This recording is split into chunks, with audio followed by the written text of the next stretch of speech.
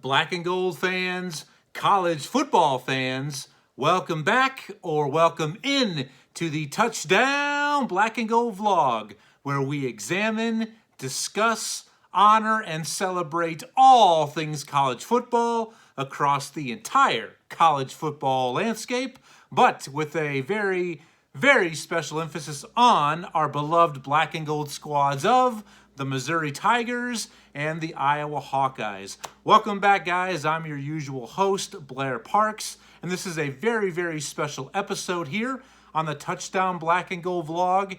This is my initial reaction to the initial college football playoff rankings that were released last night. I've had a little bit more time to kind of take all this in, kind of gather my thoughts.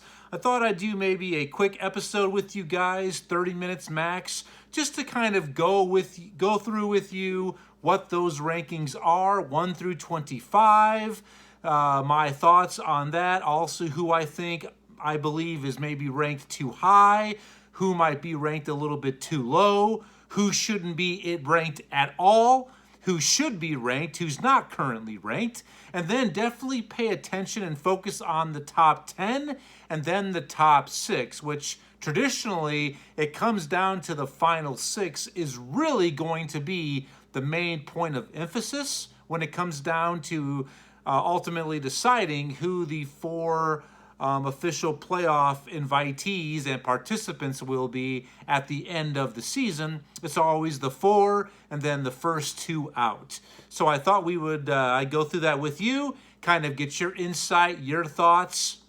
So before I say any more, I need to say thank you for all that you've done. Those of you who are subscribers to the channel, thank you very much. We've got a lot of momentum going. Momentum is on our side. Big Mo is with us. If this is your first time visiting the channel or tuning in, click that button, subscribe, like, share, comment. If this is your first time with us, you know that I always encourage and welcome any sort of participation, your feedback, your comments, your critique. Let me know what you think about this or that, because I've said it once and I'll say it again. I am a college football fan of the people, by the people, and for the people. And your guys' comments are what drive this channel. I want to get a good, great, positive banter going about these college football playoff rankings amongst all of the fan bases.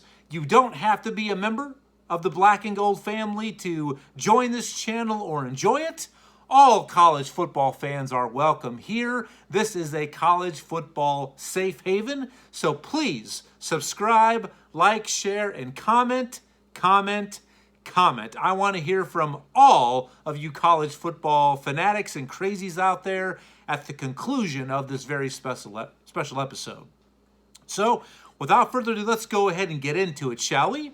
What I'm going to go ahead and do, first of all, I'm going to just refresh your memory and review what the top 25 are. I'll start off with number 25 and work my way up to number 1.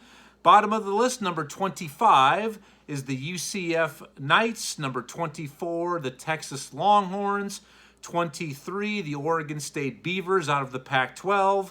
22, the NC State Wolfpack. Ow! From the ACC. Number 21, the Wake Forest Demon Deacons. One of my favorite mascot names, by the way. Number 20 is the Syracuse Orange. Number 19, the Tulane Green Wave out of the American Athletic. 18 is the Oklahoma State Cowboys. 17 is the North Carolina Tar Heels from the ACC. Number 16, the Fighting Illini of Illinois from the Big Ten, represent. Number 15 is the Penn State Nittany Lions. 14 from the Pac-12, the Utah Utes, the 2 Utes. Number 13, the Kansas State Wildcats from the Big 12. Number 12 is the UCLA Bruins. Number 11 from the SEC, the Ole Miss Rebels, coming in at number 11 with Coach Lane Kiffin. Number 10, now we get to the top 10. At number 10 is the LSU Tigers from the SEC. Number 9 is the Men of Troy. USC Southern California is number 9. Number 8 is the Oregon Ducks, also from the Pac-12. Number 7, out of the Big 12, that's right, number 7 is TCU, the Horned Frogs. Number 6 is the Alabama Crimson Tide from the SEC. Number 5 are the Victors Valiant, the Michigan Wolverines from the Big 10. Number 4 from the ACC, the Clemson Tigers. Number 3, the Georgia Bulldogs from the SEC and the defending national champions. Number 2 is spelled T-H-E, the Ohio State University from the Big 10. And number 1, the best team in the land, is the Tennessee Volunteers from the SEC. So that's the rundown, guys. I'm going to say this, and maybe I should have started off the episode by saying this, that remember, these are just the initial week 1 rankings for the college football playoff. Don't get so caught up in these things, guys. Right now, I know I definitely disagree with some of this, as do most of you, but just take solace in knowing that ultimately none of this matters right now. It just doesn't. Because a lot of these teams, a lot of these arguments that fan bases have right now with, hey, this is right, this is wrong, what is this, the bias, they hate us, they love us. A lot of this is still going to get taken care of where it matters most, on the field of play. Like, for example, we've got some huge games this upcoming week where a lot of these upper-ranked teams face off against one another. Like, for example, number 6, Alabama, travels to number 10, LSU. Another big one, the game of the weekend, hands down. We have a top 3 matchup. Number 1, Tennessee, heads to number 3, Georgia. So there's no need to get so bent out of shape. If you're unhappy with these rankings and it's basically reflects your team specifically, I get it, I understand, but there's no need to get so worked up because ultimately they're not going to matter. I mean, this is a ever-evolving process, all right? So let's start off next before we kind of break down the top 6, because that's where I really want to focus, the top 6 and the top 10, is just my initial thoughts on this list. I mean, I think for the most part, the committee got it right. And I think there's only really one team, in my estimation, that should not be ranked. And quite frankly, I don't know how the hell they're on this list. I'm talking about number 24, Texas, who's 5-3 overall. I mean, yeah, maybe they get the old Texas bump because of who they are, but I really don't understand why Texas is on this list, why they made the cut. I really don't. I mean, I'm looking at their schedule a little bit ago. I mean, where is their big victory? I mean, their best victory might be a close loss at home against Alabama, when Alabama kicked the walk-off field goal to beat them in Austin, I believe in week 2. So I don't really see how the committee could justify Texas being here. I just don't. So the one team I think that I would have liked to see ranked in place of Texas, probably around that numeric order 24, I'm thinking it's got to be the Coastal Carolina Chanticleers. The Chants currently sit 7-1 overall. They're on top of the Sun Belt Conference. It's hard for me to see Texas being here and the Chanticleers not being ranked. So that's the really only big issue I have as far as teams who I think shouldn't be ranked, and maybe one that should, and I think that should be Coastal Carolina.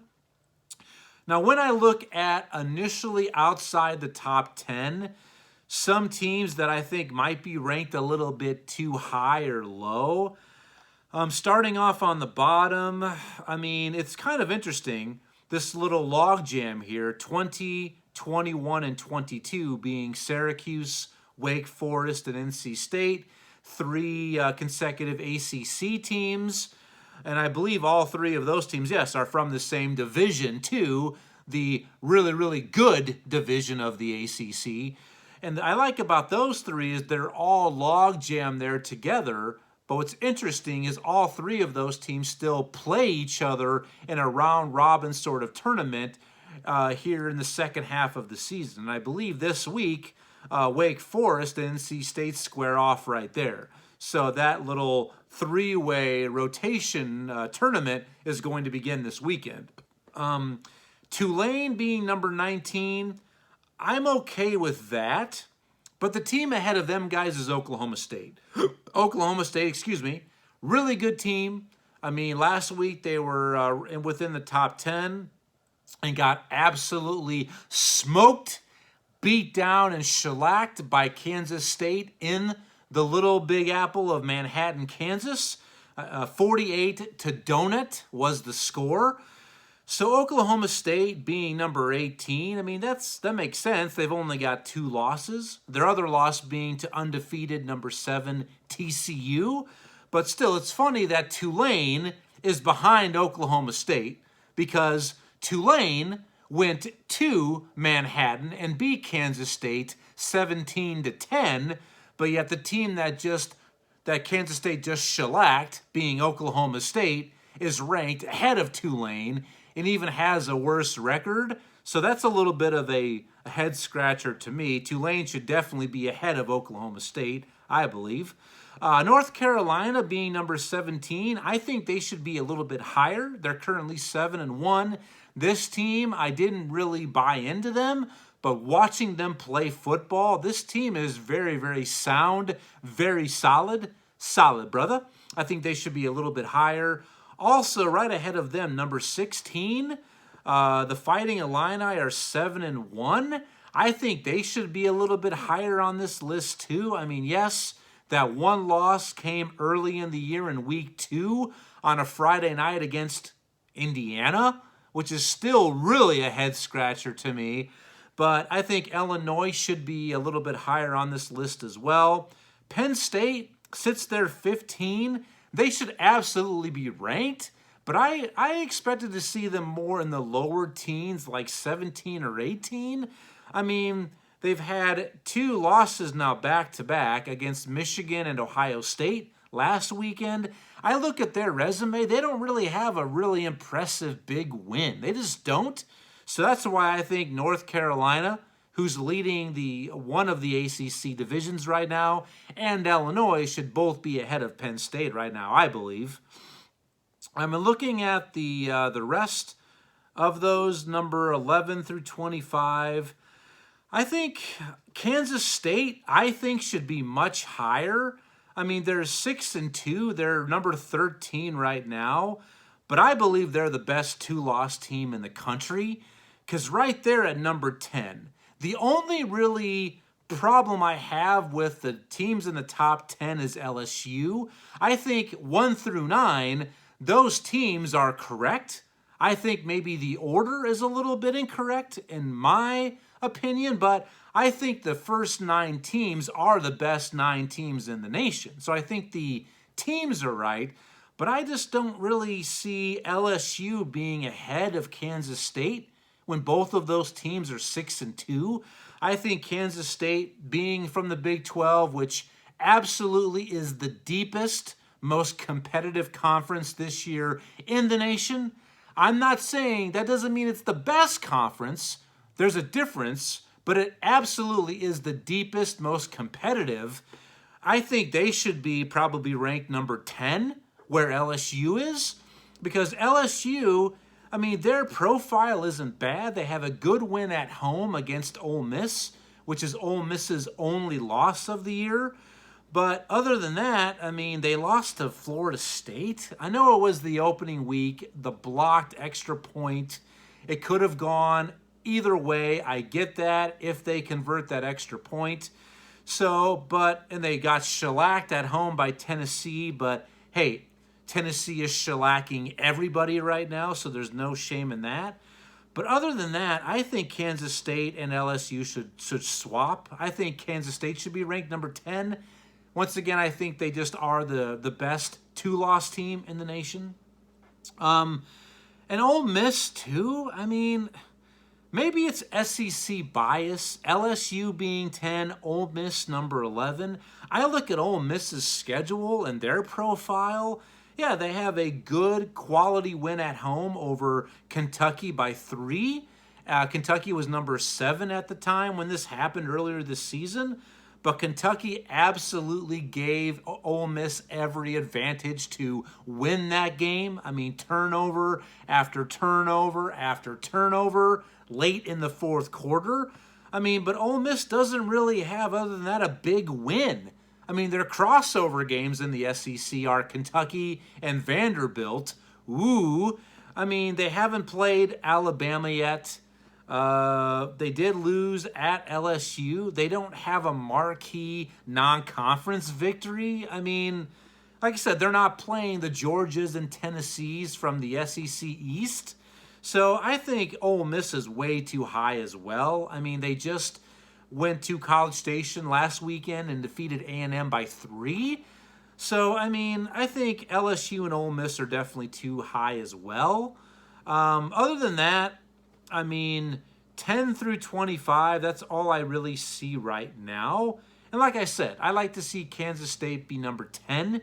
I mean, their losses aren't bad, guys. I mean, K-State, you might say, ooh, what? They're 6-2, but they lost at TCU 2 weeks ago in a very, very competitive game.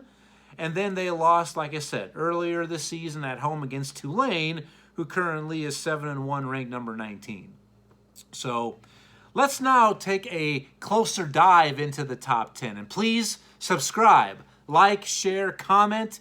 If you're a fan of one of these teams, get on the comment section. Let me know what you think. Are you happy, unhappy, sad, elated? You know, just where are you right now after these initial rankings were released? Let me know. I want to hear from you. Let's look at the top 10. So, Southern Cal at number 9, I'm okay with that. Oregon number 8, I'm totally okay with that. Both of those teams are 7-1 out of the Pac-12. Oregon, I think, does have the best profile of any Pac-12 team. So I'm totally okay with 8 and 9, Oregon and Southern Cal, USC. Now TCU at number 7, being 8-0 out of ahead and leading the deepest, most competitive conference. I got a little bit of issue with that, simply because who's ahead of them? At number 6, once again, is Alabama, who's 7-1, and I get it. Alabama could run the table and they get themselves in, but should they be ahead of TCU right now? I think absolutely not. I mean, Alabama, you lost at Tennessee. No shame in that. Walk-off field goal, one of the best games of the season. But other than that, I mean, yeah, you could call a marquee victory at Texas in the non-conference, but you haven't played Georgia. I mean, you haven't played LSU yet. You haven't played Ole Miss yet. I mean, and two, the Crimson Tide have not been all that convincing in victory. I mean, the walk-off field goal at Texas, that's a 3-loss team. And Texas lost their starting quarterback, in the second quarter of that game. And then, 2 weeks ago, Alabama almost loses at home to A&M. Texas A&M has the ball, doesn't score deep in the red zone, as time expires. Alabama wins, but Bama was, I believe, a 24-point home favorite and was lucky to maybe win that game against A&M. I'm just not quite sold on Alabama yet, guys. They have way more flaws than Alabama teams of the past. So them being ahead of TCU, that's really, to me, the biggest conundrum from what the committee showed us last night via these rankings. Michigan being number 5, I'm okay with that because, once again, if they win out, they're going to be in the playoff. They keep winning. I mean, it sets up that huge matchup for winner take all in the Big Ten East crown, potentially Big Ten title and playoff participant. I'm talking about the game that this year's edition, which is going to go down like every year, Thanksgiving weekend, Ohio State and Michigan. They meet this year in Columbus inside the Horseshoe. So I'm okay with Michigan being number 5. Clemson being number 4, all right. I mean, if Clemson and Michigan were flip-flopped, I would be okay with that too. Clemson has been very steady. I mean, they've looked good, but they haven't looked great. I mean, they had to fight off Wake Forest in overtime in Winston-Salem earlier this year, a double overtime victory. They won by 1 possession down in Tallahassee against Florida State a couple weeks ago in a very, very ruckus environment. We all know what that place is like. And then they held off Syracuse over the weekend at home by 1 possession too. And that was a game that Syracuse led for most of the game. So they've looked good, but they haven't looked overly convincingly good, has Clemson. That's all.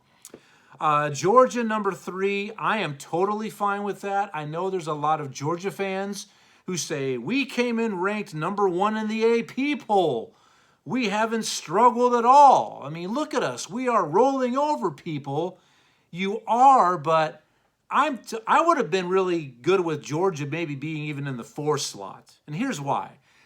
Their saving grace is they have the best non-conference victory of anybody in the top 10. I mean, just the beatdown that they gave Oregon, who's currently number 8, probably the best team right now in the Pac-12. 49-3 was that score, if you remember, week 1, opening week, way back in Labor Day weekend now. So they have the best non-conference victory of any playoff potential team. They do, any of these contenders, but I'm okay with them even being in the 4 slot. So them being a 3, I'm fine with that.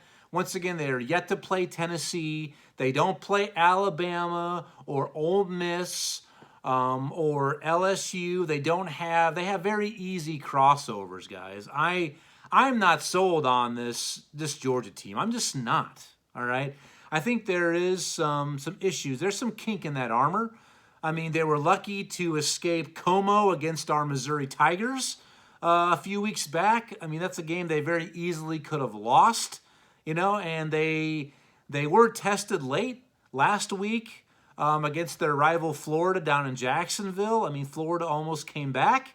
They made that a much closer game than what we anticipated.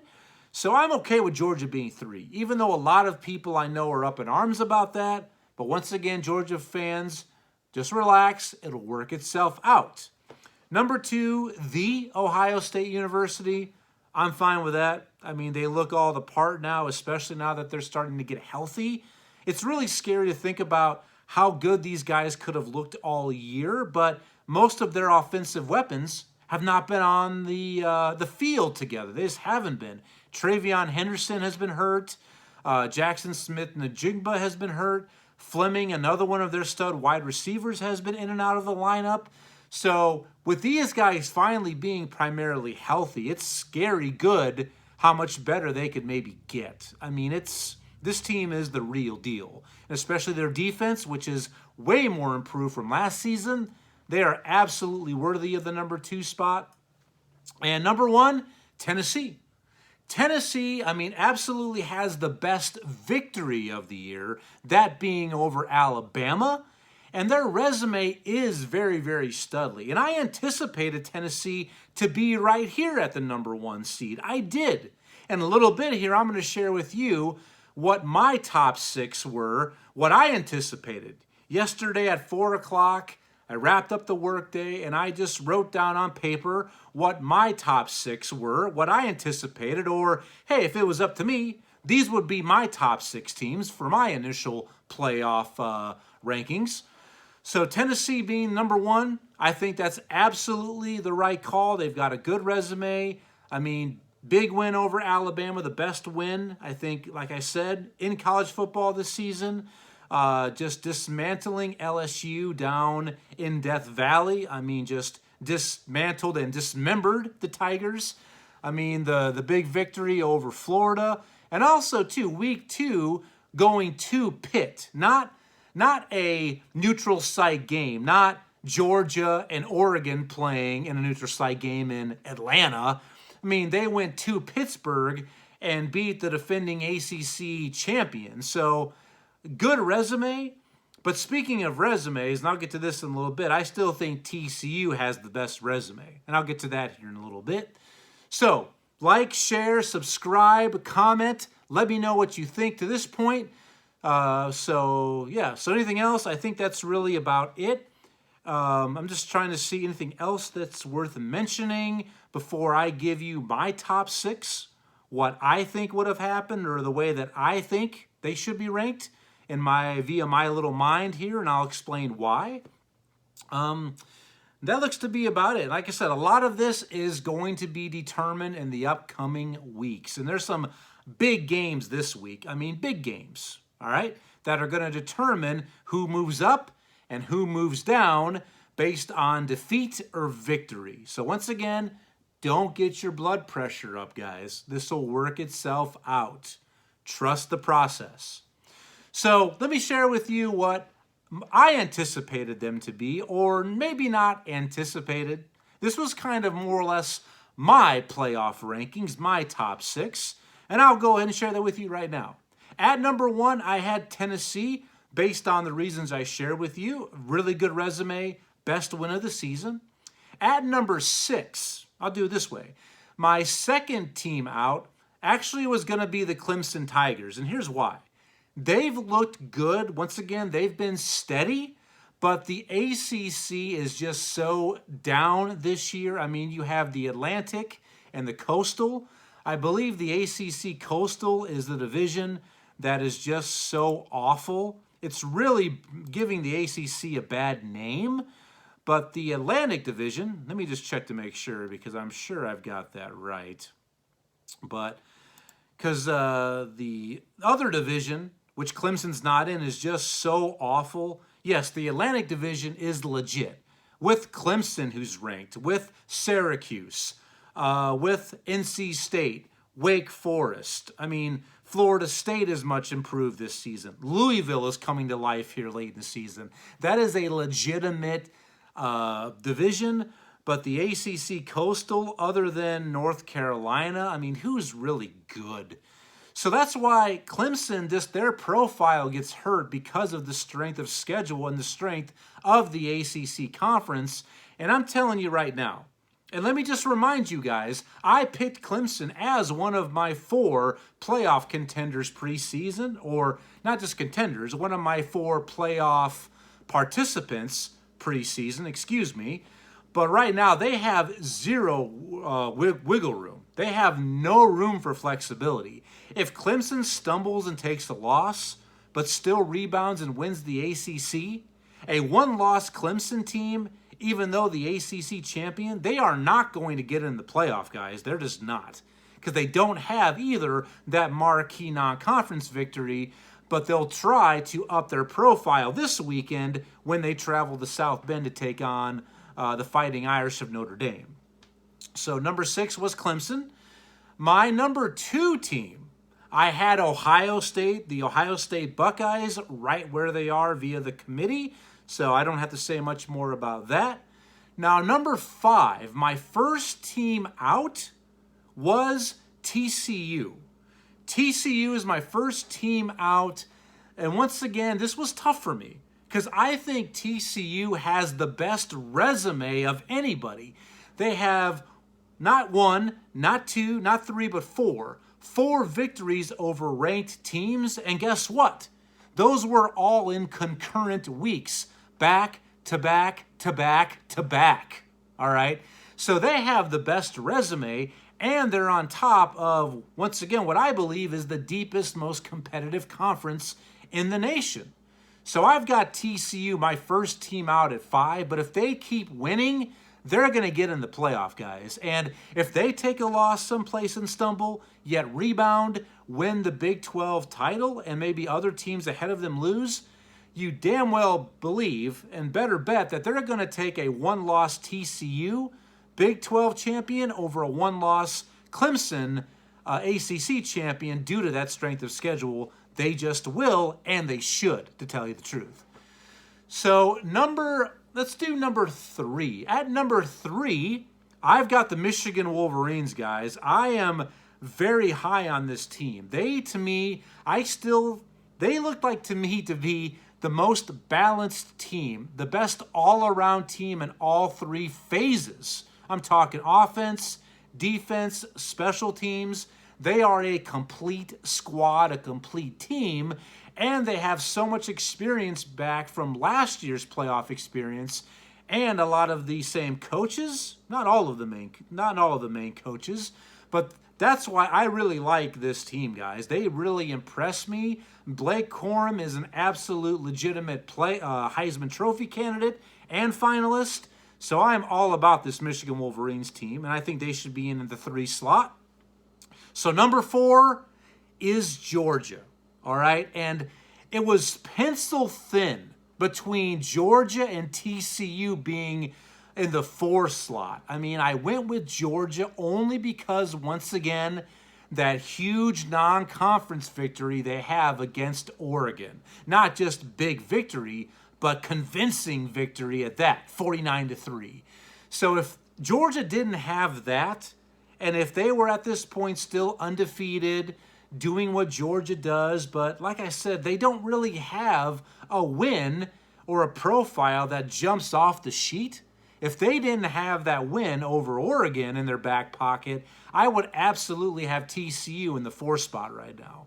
And I think it would be hard for anyone to really argue that. But once again, if they defeat Tennessee this weekend, that big matchup down in Athens, if they knock off number 1 Tennessee, then it's completely justified them being number 3 via the committee and number 4 for me. So that's my top 6. That's my playoff rankings. That's what I would have liked to see, and that's where I think they should have been. That's how I would have ranked them. Let me know what you think, what your college football top 6 would have been. Like, share, subscribe, comment. Let me know what you think, guys. So that's it. That wraps up my very, very special episode on the reaction to the initial college football rankings. Expect me back tomorrow for my Week 10 preview and picks episode tomorrow. Expect that mid-afternoon, late afternoon or so tomorrow on Thursday. So until then, subscribe, click the button, comment. Remember, your comments drive these episodes. Thank you for all you've done for the channel, for your support, your attention, and thank you for allowing me, just your average Joe, huge college football man, to share his love and passion for all things college football with you on the weekly. So until tomorrow, thanks for tuning in to this very special episode of the Touchdown Black and Gold Vlog. See you tomorrow. Bye-bye.